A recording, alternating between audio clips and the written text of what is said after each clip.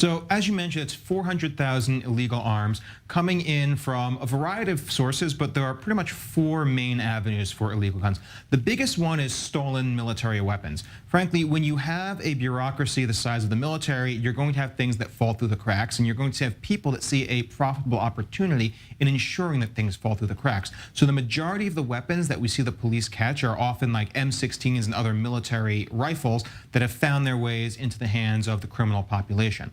The next big one that we see is actually home manufacture of firearms. We see those used in a lot of terror attacks in the regions. I think famously known as the Carlo submachine gun. It's basically a bunch of pipes and some spring, and you have a working machine gun right there and then. Right. The last two you don't see nearly as often, but you still see them occasionally. You saw the pictures of the gun bust you had there. Some very old revolvers were on that list. That's because some of those guns were in the hands of civilians before the laws came into effect. Right. You find it in grandpa's attic. Hey, you have a functional firearm.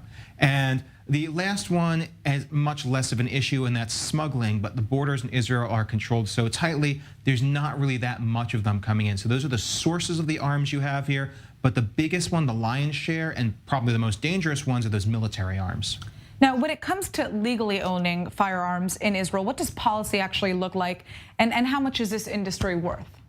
So, as an industry, it's a really small one. We're talking about small arms in Israel. You pretty much just have IWI, Israeli Weapons Industries, as the only notable small arms manufacturer in Israel.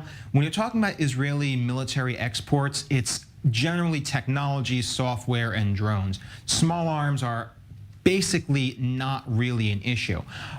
Policy-wise, when it comes down to ownership, there's no comparison with the United States, which is what people generally try to argue when they're talking about Israeli guns. There are about 7-ish% of the population here has access to a firearms permit, but the permitting process is extraordinarily difficult. It was actually changed fairly recently to make it easier, but you have to show a few key things before the Internal Security Ministry will allow you to get a firearm. And the first one is you have to show that you either work a job related to the security industry or you live in an area that is considered dangerous, such as over the green line, right, settlements, any of those. Once you do that, then you file the paperwork and can possibly get permitted.